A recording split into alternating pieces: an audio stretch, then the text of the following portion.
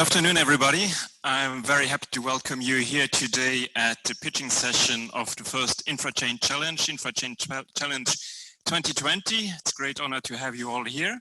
You have been working very hard in the teams for the last 30 hours, if you didn't get some sleep, or a bit less if you actually had the luxury of sleeping. And so it's of course a very special edition here at the LHoFT for this Infrachain Challenge. I think it's one of the first physical events actually that we organize in Luxembourg since confinement. So we are very happy that we could actually organize it. And so as a reminder, during the whole presentation, you have to wear your mask. If you don't wear a mask, I must ask you to go out of the room. It's a legal obligation, we have to comply. Since we have limited seating in this room today, also we join many people on Zoom, so thank you also for joining us remotely. We would have loved to have you with us, but I think we have to wait a little bit more for that. I will not talk any further, so I will just briefly present the jury today who is sitting here in the first row. We have the jury president, Gaston Schmidt from the Ministry for Digitalisation. We have the director of Ziggy, that is the IT company of municipalities, if I may say so, IT syndicate. We have actually Biba Homzi, the president of Let's Block. Then we have Ajay Bali from EY. On this side, we have Maria Mateo Ibora, sorry for my Spanish, who is founder and co-founder and owner of Ibiza, a blockchain startup. And we have Dr. Jamel Kadraoui, who is the head of the ITIS department at LIST, Luxembourg Institute for Science and Technology. And then one person also sitting in the first row is our vice president of Infrachain, who is Laurent Kratz. So welcome to you all, and welcome to all the teams that are here in the rooms. So the pitching, it will be very clear. So we will make a draw now for the passing order of the team. So we do not know yet who will be the first team to present. That will be done immediately afterwards. Then the teams, they have each 5 minutes for presentation and 2 minutes of demo of their project. They can mix it so they don't have to do 5-2, but the whole time they have to present at 7 minutes. After 7 minutes, we will hear an alarm clock. And then the jury, they have 3 minutes for questions, 3 minutes for Q&A. We have 4 teams. After the 4 teams have pitched, the jury, they will retire and deliberate, and we will have actually quite an exciting program of presentations on the topic of today's hackathon, which is blockchain in the public sector. And you already see it, I think, in the Zoom and on the screen, but I will make the presentations of the speakers that we will have later on after the short break, after the pitching. So with that, actually, we will then proceed to the draw, and I will ask actually the president to do the draw. So the first team that will present.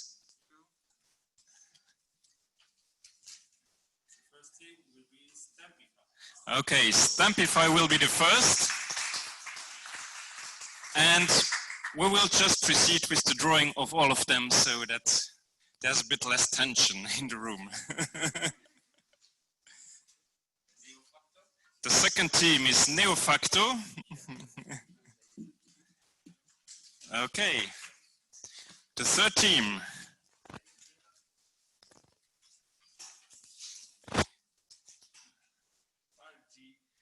Filedgr. Okay, Filedgr is the third one. We know already who will present the fourth, but just to make sure that there is a name actually here on the paper, who will it be? Does anybody play the drums? No?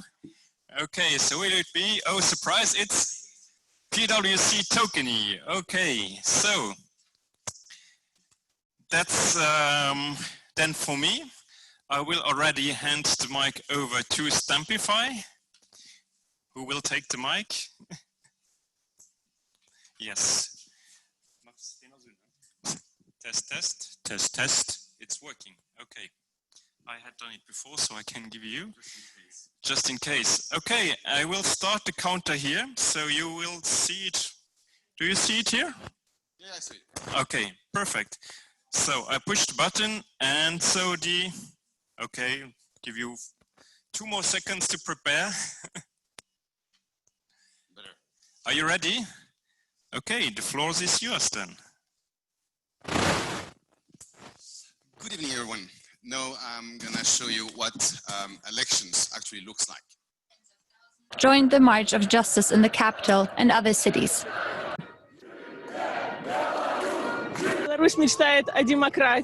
Belarus is dreaming of democracy. Belarus is dreaming of freedom and justice. Universal mail-in ballots is going to be a great embarrassment to our country. So we have identified four main pain points about public elections. The first one is definitely lack of trust and transparency. Today is national election year for US, and 60% of the people, they don't rely on the system they're gonna use. Cheeky. Time and money consuming. This year only, Estonia has saved 11,000 hours, working days, sorry, on the election process by digitalizing it. Paper is too complex. The paper jam says that 4% of votes in Luxembourg goes wrong because people don't understand how to use it. And finally, electronic systems are unreliable. So there was a case in 2014 in Belgium where the code basically messed up with the elections. Now I'm gonna show you what we brought to that topic. So we are with Stampify team implementing smart voting that make it possible to make it faster, more trusted, more transparent, user-friendly, and reduce cost. About faster, you don't have to queue at the election day. On the election day, you don't have to wait for mail posts. You don't have to have this hassle. Trusted, it's accessible to everyone. That's more for transparency as well. And the system is open. Transparency is accessible to everyone. And the idea is to involve not only the authorities in this process, but as well involve the participants, which are the citizens. And user-friendly, it can be done from any device, and even people with difficult mobility or impairment can also use that kind of solution. And finally, reducing costs. As I said earlier, it's really possible to make it happen. What we have done is to combine 3 things. Smart ID. So now in Europe, citizens have the right to have a private key and a public key on the ID card. So you don't have to use basically e-wallet to access the blockchain, for instance. Accessible. The idea here is to make it accessible, and you will have the opportunity to try from any kind of device. That's why you have a QR code. We'll come back to it. And finally, voting. Of course, the big challenge of blockchain is to distinguish the personal information and the useful information for the business case we are here having now. And we solve that too. I'm going to show you soon. So the technology. We have developed this small smart contract, which is not that small actually, because we consider it as smart voting as a universal smart contract for voting. What we do here, it's possible to manage the voting time. Sorry? Okay, it's possible to manage the, oh yeah, okay, got it. It's possible to manage the voting time of a voting session or a public election. It's possible to manage the encryption from the person side and from the vote side, from the ballot. We can protect at any time, because of the timing of the voting, the secrecy of the vote or of the user. And finally, during the validation process and the result process, we disconnect actually the personal information from the voting information. How does it work in a nutshell? Basically, we use the public key of the person to identify himself or herself in the process. As soon as the ballot time is finished or is completed by the number of votes we were expecting, we're gonna break the link between the person and the vote will be reviewable thanks to a private key of the voting, the ballot initiator, basically. So it means that as soon as the vote is complete, the vote and the person are totally distinguished. It's basically how it happens today by post, when you have this double envelope system, where one is the name, and then inside the envelope you have the vote that remains anonymous till you open it. So we reproduce it in a smart contract here. So now let me show you one more. Let me show you a white screen. No. Just a moment, please. 2 minutes left. Okay.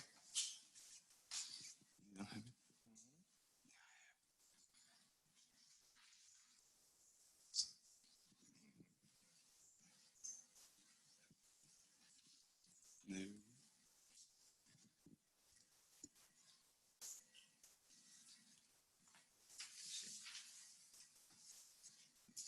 Here.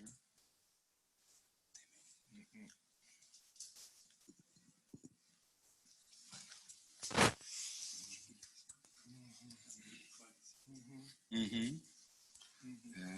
Here, comment c'est digital. Yep. It's here.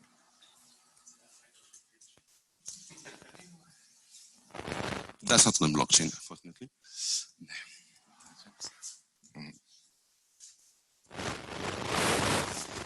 1 minute.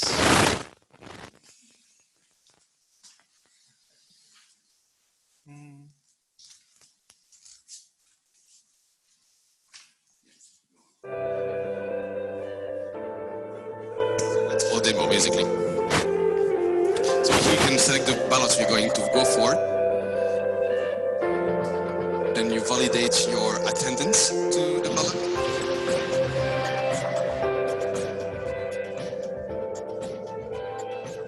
So the big question is here, if you're gonna banish this person or not.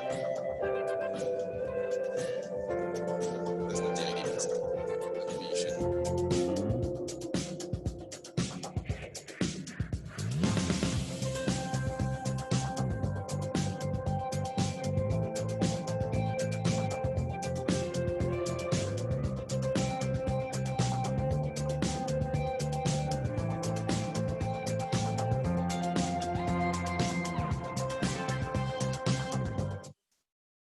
If you have any questions.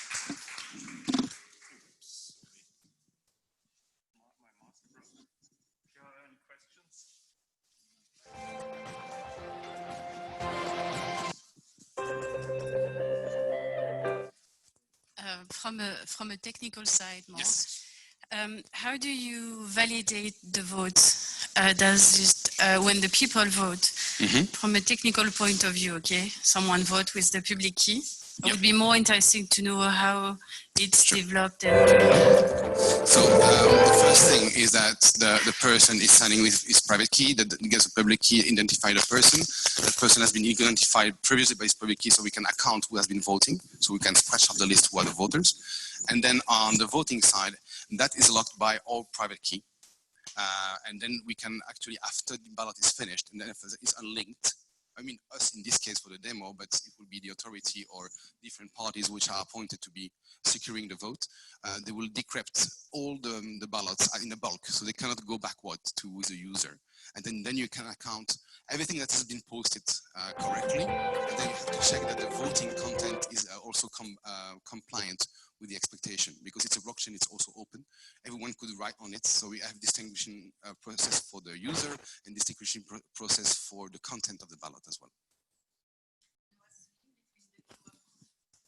Oh, that's a fast onboarding for you. You try to either vote against or for that voter to be banished.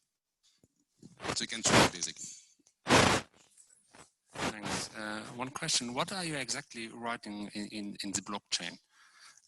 What kind of information are you writing in the blockchain? So we do cryptographically store the vote and the public key of the person. The public key of the person in the vote? In 2 units. In 2 units. Yeah, and the link is stored on a non-centralized, centralized database, so we can break it. And there has to be an authority who breaks the link between these 2 different storage. For this proof of concept, we are the authority. And as I said earlier, it could be several authorities having the lock on it or not. If you have like a third party from the UN validating the election process, for instance.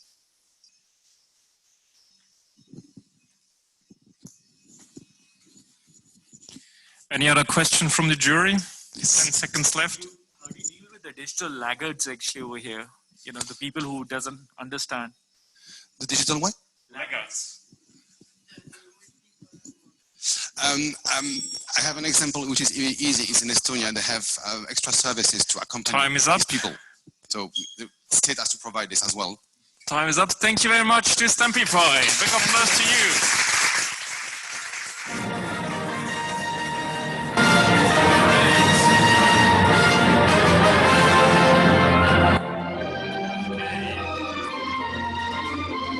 Did I already mention, I'll leave it on, but then it doesn't break. So, did I already mention that actually the fabulous prizes for winners, the first one will get 5,000 euros, so there's quite a high stake. So very good, Stampify, congratulations, despite this small problem. Next team, if I'm not mistaken, I think that's Neofacto. Okay, is the screen ready?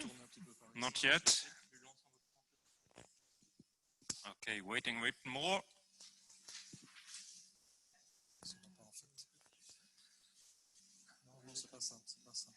Questions not yet, no. So in the meantime, I forgot to mention, so we have actually different sizes of teams. The minimum size that we had for the teams was 3, and the maximum size that we allowed that was 6. The first team that was here, Stampify, there was 6. Neofacto, you were 4. And our next team, Filedgr, they were 3. And then the fourth team that will present PwC with Tokeny, they were 5 people.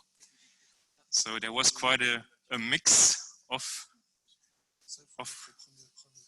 teams, yes. Okay. We have to get it on the screen. So I think we should start. Team Neofacto, I will launch now the countdown. Okay. 3, 2, 1, and go. Okay, thanks a lot for having us around. So let me present you Claim It. It's the application we developed during this hackathon. And the goal is to streamline the authorization granting for the citizens. So we've identified one use case, which is the granting of the right to disabled people to use a specific parking space. We are talking about 3,000 applications per year. One of the problems we've identified with that process is that 30% of the people that are requesting for those authorization, they have to come to the Ministry of Transport, which is obviously aggravating considering, considering the group of people. Moreover, the issuance of the card is pretty expensive, and because it's done on a specific paper, specific document. Okay, so what we want to do when we are proposing is an issuance of an electronic digital claim on the blockchain, which is verifiable. This is, for example, a chain of claims. And basically the idea is that the state of Luxembourg is delegating a right to the Minister of Transport, which is delegating a right to doctors, and doctors have the right to issue the right to go and to park a car on a parking space for disabled people.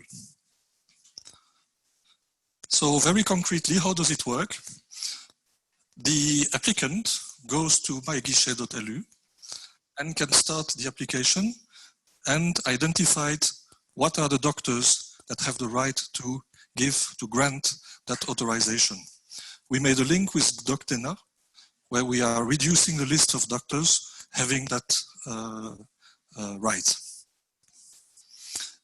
The doctors have then the right, still with myguichet.lu, they have the right to create that claim, that authorization, and give it to the applicant.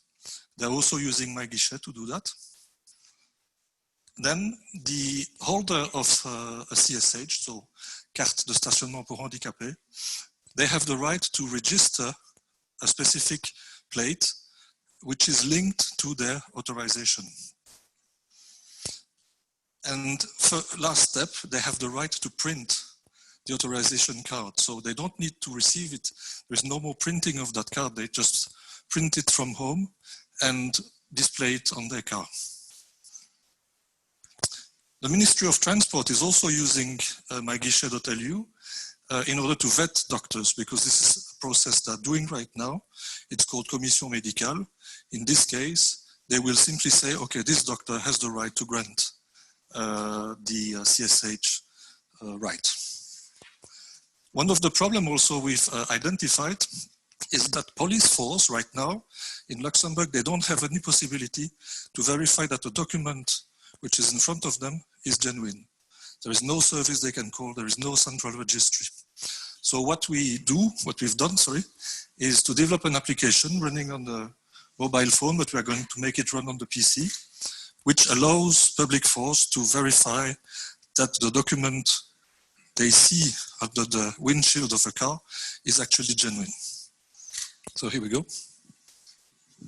Okay, so now I'm going to demonstrate a use case with our applications. Just 1 minute left. Put this.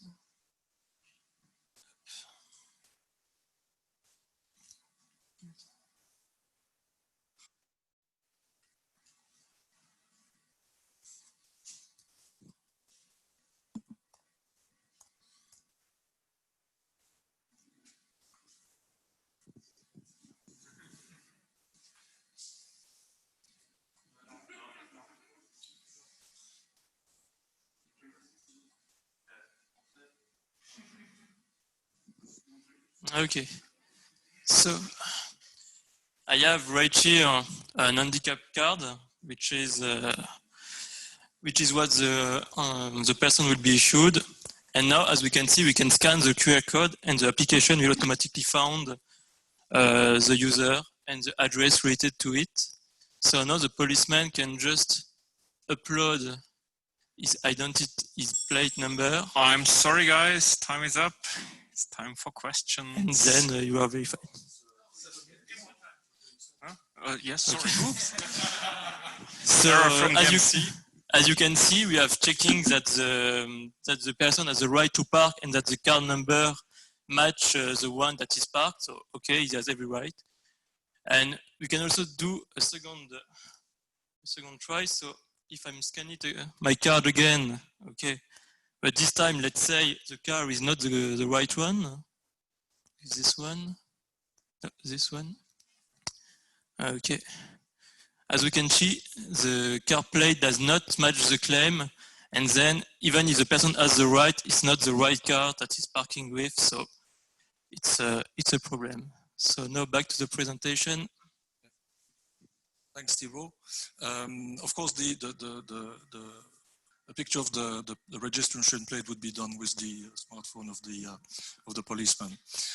In terms of benefit, we have a huge economical benefits because we are saving 150,000 euro. We also have 1,000 people not visiting the Ministry of Transport.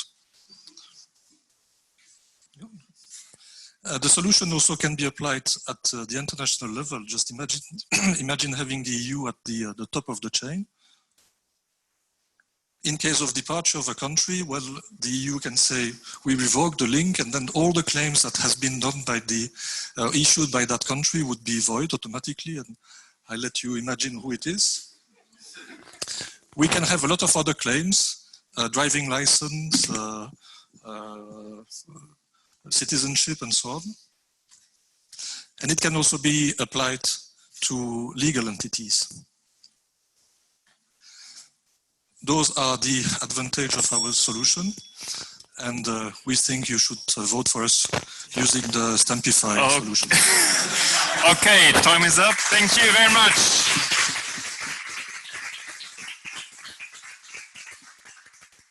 Okay, questions from the jury.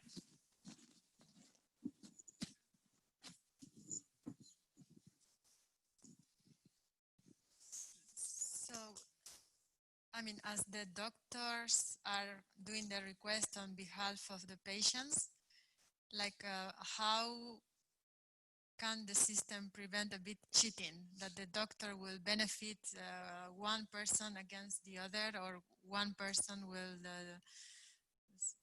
So this system does not prevent that, because it's exactly what can happen right now as well. Yeah. The doctor, they have the commission médicale, they have the right to do that. And actually the commission médicale is going to disappear. And it's really one doctor which is going to be in charge of giving those but then they can either meet physically with the patient, or if the patient is known to the doctor, then they can grant immediately. For example, in case of renewal, they don't need even to have a physical contact. Okay.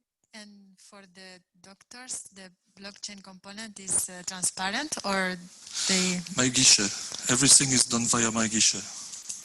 Okay. Yeah. Thank you. Okay, any other questions from the jury?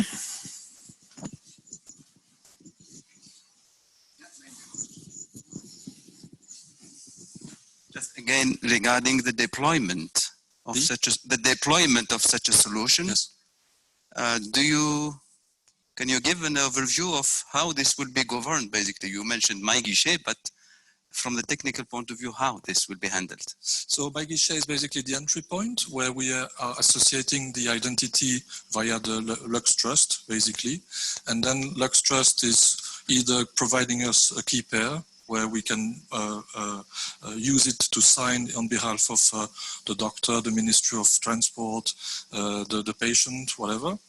So there is, in terms of deployment, there is a part on the blockchain itself, but there is also a part on my guichet, which is the entry point. And then in the middle, we have a what we call a gas station, because you did not see, we are using Ethereum. You did not see anything related to gas, Ether payment, and so on and so forth, because we have a technology which makes it completely transparent for the end user. The end user doesn't need to worry about buying Ethers, for example. So how from the user perspective? Well, the user doesn't see anything. It's completely transparent. The user doesn't even know that it's a blockchain behind. Okay. Okay, time is up. Thank you very much, Team Neofacto. Sorry for interrupting you in the middle of your speech. That was completely my fault, of course. Just take the mic. Thank you very much. And the next team is already approaching the stage. It's Team Filedgr. I mentioned it already before. It's the smallest team of 3 members. And okay, are you set up already? No, you're being set up, so I give already the mic. Please keep your distance even on stage. Do you want to use 2 mics? Yes, you will get your 2 mics then. I will give it to you when I'm ready. Okay, we'll give you a few seconds to have your laptop on the screen. Okay, you're there. So, Filedgr, just let me put this straight. Okay, the floor is yours. So, thank you, Tom. So, look, it all started with my colleague here, Nino. She wanted to rent a place. Now, it turned out it's not as simple as it may sound, right, Nino? Right. So, the usual process sounds unnecessarily complicated. I had to send a bunch of documents such as work contract, ID, do the l'état des lieux inspection of the room, and list all the damages of the room in a written way without a secure way of attaching images. So, and this is why we decided, to come up with a solution to make applying documents just as simple as posting on Instagram, for example. And so the current solutions, if I summarize, they are all an obligation. So those are processes that have to be performed, but they feel somewhat unsafe, which they are. They are time consuming, costly, and they are also bad for our environment. Do you agree? Well, I agree. However, Filedgr has a solution for all these problems. With Filedgr, we provide security, we save time, money, and environment. Well, today with our demo, we will illustrate all the benefits of the Filedgr, just to see how easy it is to make renting a space as simple as posting on Instagram. So to give you a bit of context, in the meanwhile, now Nino is all set, right? You have your place. But Mark here, he's still looking for one. And it just turns out that I'm going to be his landlord. And we decided to do the renting process on Filedgr, basically. So, and that's what we're going to demonstrate you. So first, Mark is bootstrapping his application. So basically creating an account. And now he's proceeding with adding some counterparts, some receivers for his data, basically. And it just turns out that now guichet.lu starts to accept files sent via Filedgr. So here, now we can add guichet.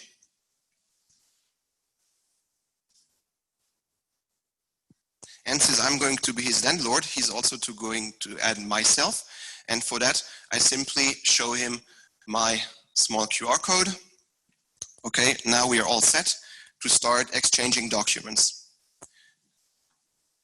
So here he proceeds with sending me his ID.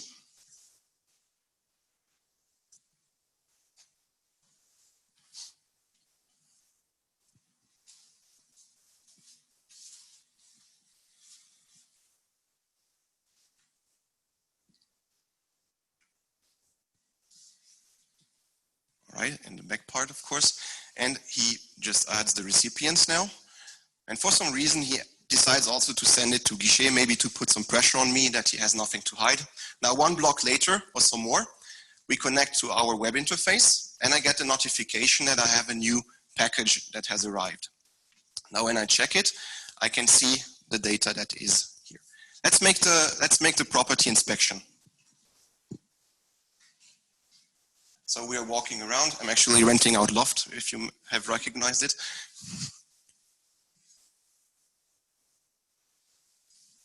Okay. And I forward it to Mark. And now we basically, on the blockchain, agreed. We share those files, and this is the image, basically the querying of the current public blockchain. And you can see that the documents are indeed all saved there with their according hashes. And with the timestamp, well, here you don't see it very well, but that it has been shared this afternoon. So now you saw what it looks like when in an end-to-end application, but what did we do concretely during this hackathon? So with the public blockchain, we developed 3 smart contracts. One user smart contract that is managing all the user keys for the signing, for the encryption, and those things. We did a document smart contract that is managing how our documents shared with whom and when. And we developed, I would say, a master smart contract that in return is managing the user smart contract and the document smart contract. And here we had a very simple custom software that helps us with uploading those, let's say, a bit larger documents such as images, and also helps to download them for the recipients. Well, with our story today, we illustrated a very small example of what we can do with Filedgr, but there are various other forms of certified data transfer. And if you have questions, if you got interested, we're here to answer them.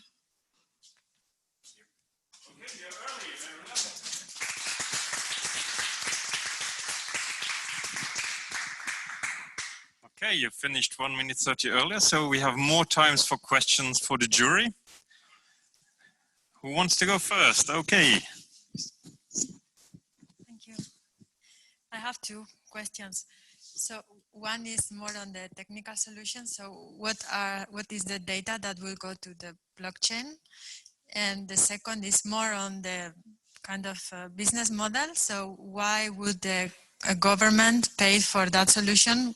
Well, the savings is more for landlords or tenants. Okay, so exactly. First, to address the first part of the question, what goes on the blockchain? So for now, we store document hashes uniquely, and the information timestamps, when has it been shared with somebody, and we don't store any identities. So actually, we made some very simple identity management here, but you can put some identity provider on top of it that basically helps us with the mapping from an identity to Filedgr identity. Now, for the second part of this, and where is the ID pictures and the other things stored?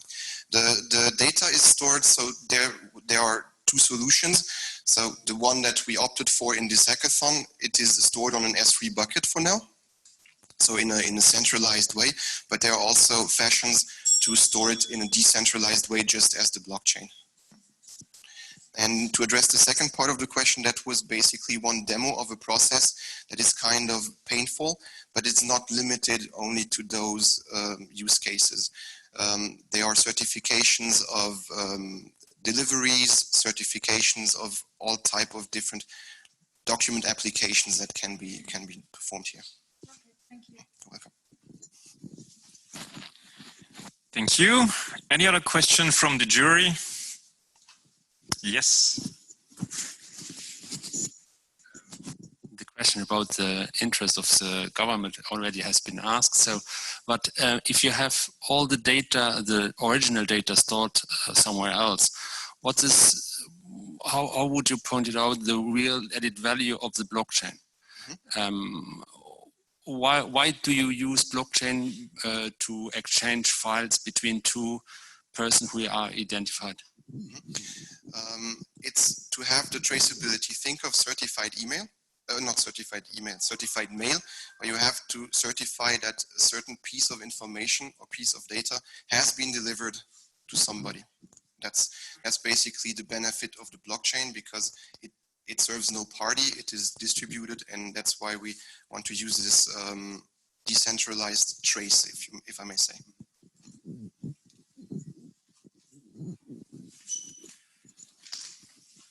Any other question?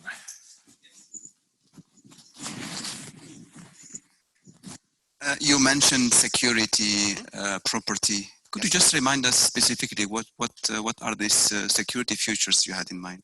So the security features, they are that, of course, you saw the different keys that we have here. So no data that leaves a user device is ever leaving it in plain text. So whenever data is transferred, it is encrypted, and key agreement is performed with the counterpart. That's why you saw a signing key and an encryption key.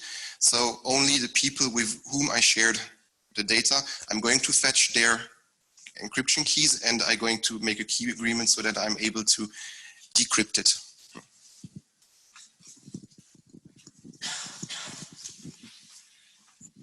Thank you. A last question? No last question? You want to add something? Yeah, and since I have 20 seconds, I want to thank the organizers. It was a very nice event, nice catering, well organized. So thank you very much. Thank you very much.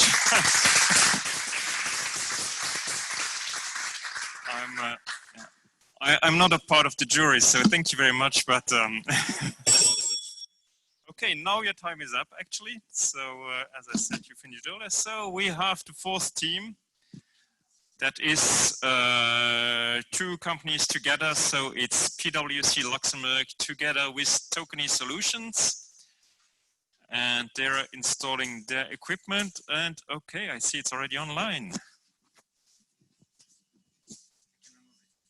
Yes. Okay, give me just 1 second. I will start the timer. Do you mind to give the other mic to? No problem. You can have it.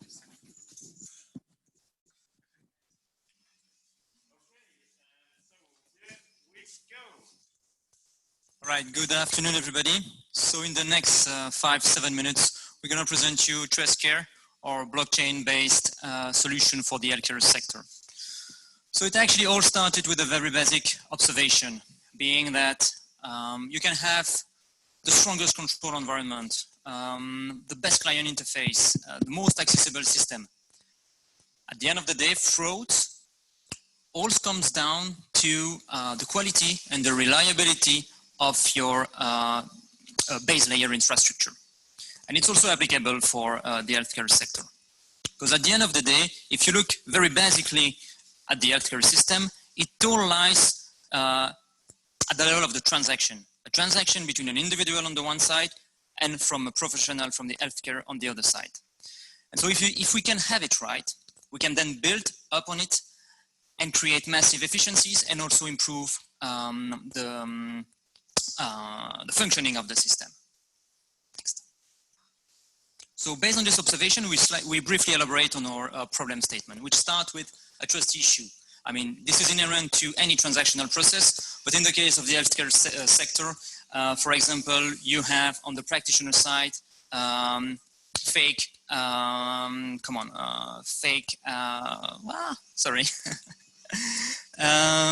treatment or duplication of the treatments or treatments which are not authorized to practice. On the individual side, on the contrary, you have fake medicine certificate or multiple claims for unprescribed treatments. So all in all, you have many behaviors which are creating fraud, which has a cost for the society, but also have a waterfall effect on the whole economy and its competitiveness. And next to that, even if a lot of improvement have occurred over the last couple of years, processes are still cumbersome, prone to error, and the level of user experience is not that great. Data ownership, data portability, the overall transaction flow is below average, let's say.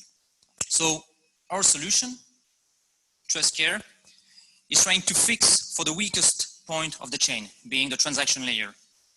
So basically, we are relying on a blockchain-based infrastructure and smart contract-based transaction flows to remove or at least dramatically reduce the potential for fraud. And based on that, we build up on it. So we're going to have a demo in two seconds, but let me briefly walk you through this diagram.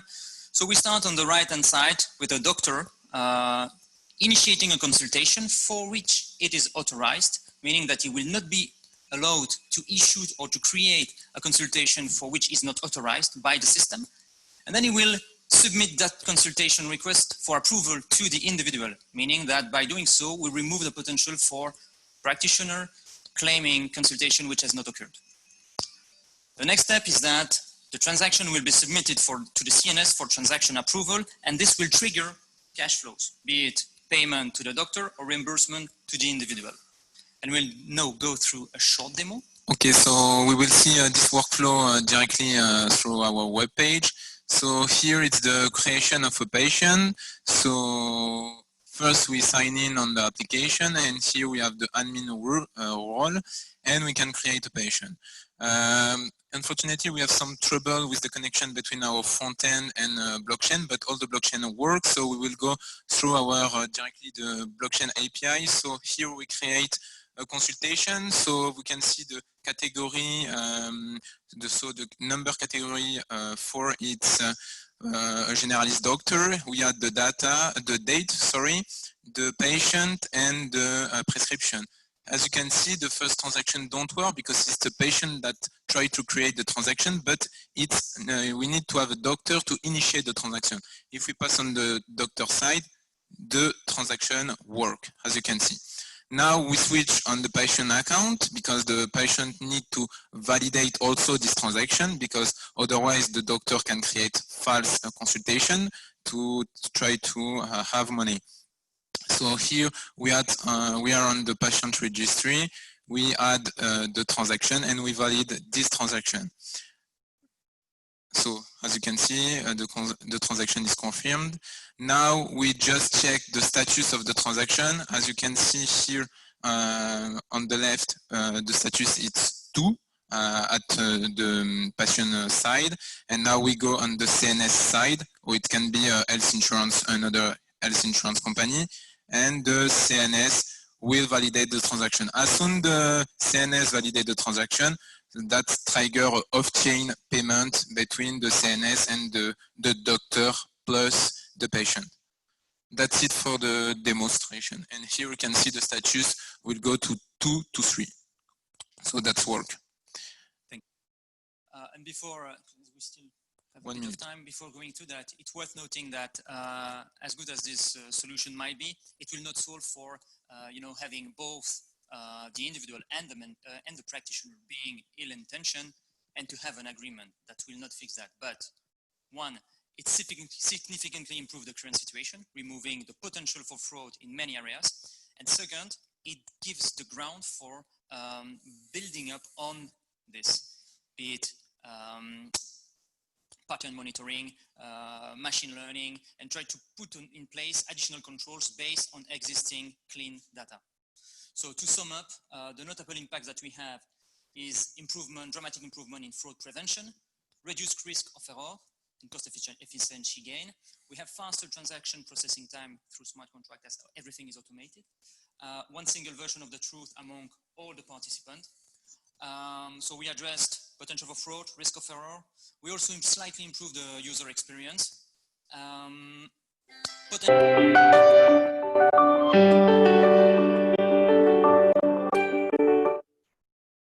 Pay attention, and we are pretty much conscious that we need to select the strict minimum of data that we want to exchange, and this is something that we had extensive discussion yesterday. So very key that we only use the data that we need. And then looking beyond, as I was saying, extension of the network to other participants that those inclusion of pattern detection, machine learning to enhance the monitoring that we can do based on those data. Thank you for your attention, and a big thank to the team. Thank you very much. Questions from the audience?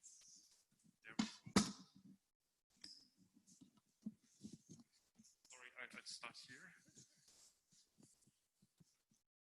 Yes, on the usability side, do you plan to, let's say, also make it available without the need of having a wallet for all the patients and all the doctors and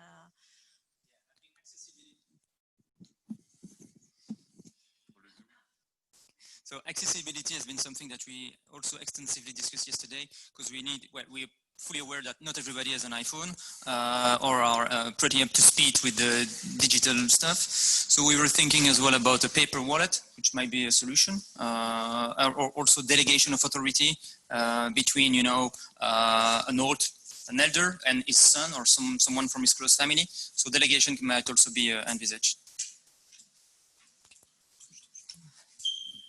Okay, there was no other question over here from Viva. Obviously, it's sensitive data that we are speaking. So the level of data protection is higher than other data information. So yes. You said that you spoke about it, but I would be interested to see what type of data are exchanged and how is it exchanged. This is one question. And to actually complement what have been said before, I'm wondering how is it easy to access this whole experience? I mean, for the consultation and so on for the patient. So on the private data, so on the blockchain, we have no sensitive information on the blockchain. We have some hash. Basically, it's for example the CNS number. We don't only hash the CNS number. We add a salt to avoid to retrieve the number, and after the information like the age, we have some category of age to don't, because Luxembourg is a small country, so not many people birth on the one day. So on the blockchain, we have non-sensitive data. And regarding the second question, so we have only a web page currently, but we can develop a smartphone application, and everybody can go directly through the application. And so the patient will have only the access of patient, doctor only doctors, and after we have some admin that can show everything. It can be at the state level. Time is up. Thank you very much.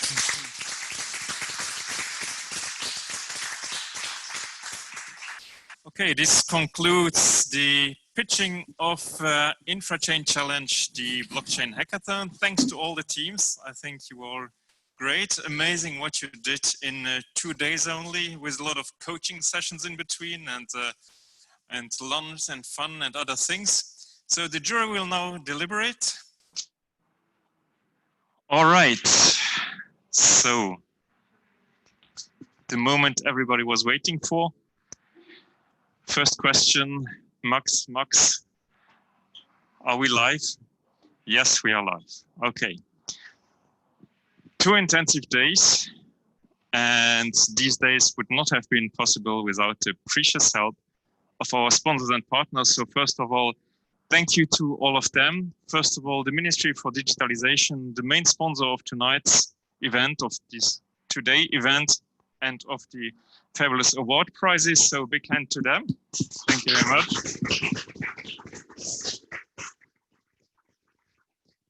Digital Luxembourg, well, Ministry of Digitalization is Digital Luxembourg as well. Digital Luxembourg also that did the technical setup during the 2 days. Thank you to you as well. We had EY, Ajay and Mark Philippe, who were very helpful in the preparation of the event. So not only part of the jury, but also preparation of the event. Big thank you to you as well. Our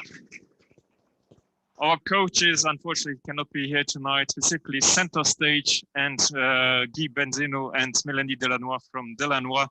Also a big thank you to them, and of course to also the other coaches from the different entities.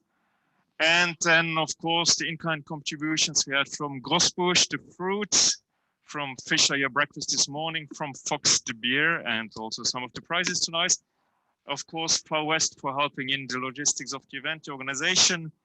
A very big thank you to our friends from the LHoFT. They were hosting us for the 2 days. They were helping us for the whole event in the setup, in the preparation. Big thank you to our friends from the LHoFT as well.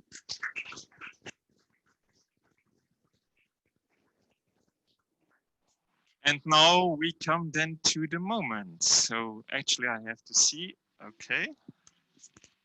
So that was, Batin did not put, it's the bill, sorry. Okay. Okay, this one, yes.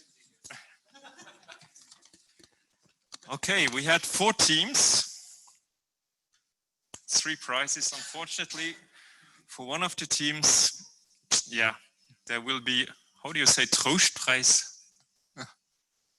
Okay, who knows Trostpreis? Prix de consolation, okay. And for the other ones, we have the prizes. The first, well, not the first prize, the first prize we'll hand over, which is the third prize. So the third placed company tonight. It's 2,000 euros plus this wonderful sculpture and one wonderful bottle of champagne. And the winner is PwC-TOkeny. Congratulations.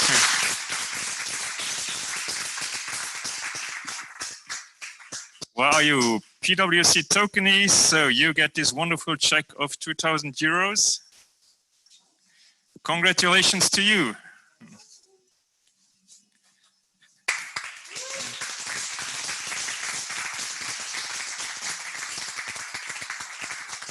Okay, this is the picture.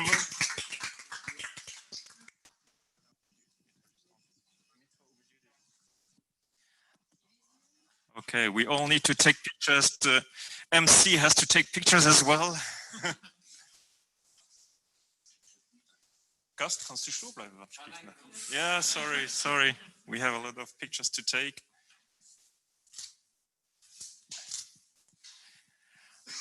Okay, thank you very much.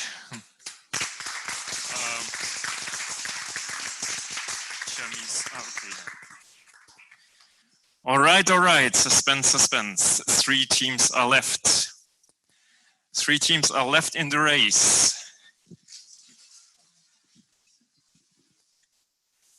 So for the second prize, 3,500 euros. And the second prize goes to Filedgr. Congratulations.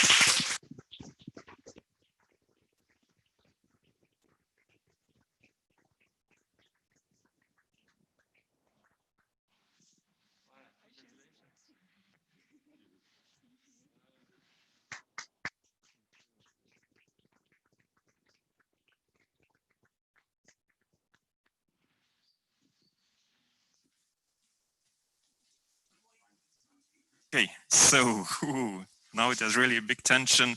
You were all great teams, I think. You want, it was a tough choice, I think. It was very tough choice, and I have to say the difference between the fourth and the first one was only a few points. It was really a great discussion. It was a great event here. Before I congratulate the winner, I want also to thank you, Tom, for the great event. As a great ceremony manager, you did it really perfect. Thanks also to the team of Infrachain. It was the first challenge for Infrachain, also for our young ministry. So it was a very great experience, and I think we will repeat it. So.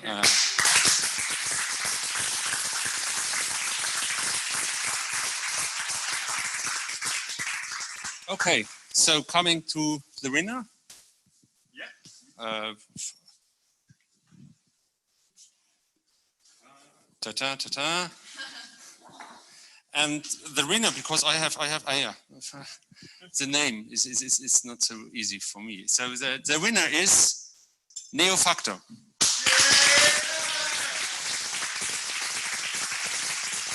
Congratulations. Congratulations to you.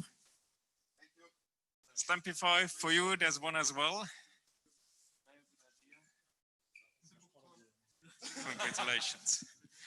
Okay, so this is really the important photo moment. The others are important as well, but this is the moment everybody is waiting for. So please stay in line. Thank you.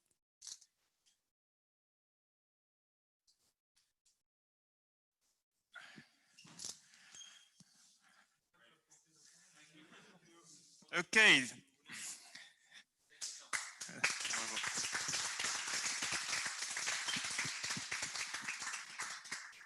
Thank you very much with this. So this is the end of Infrachain Challenge. Thank you to the jury again. Thank you also to the team. This one is for you. And thank you to all the people on Zoom. So this is the end of the broadcast. This is the end of Infrachain Challenge. So we heard it. See you again then next year. And see you also on the 10th of November for Infrachain Summit. Thank you. Thank you.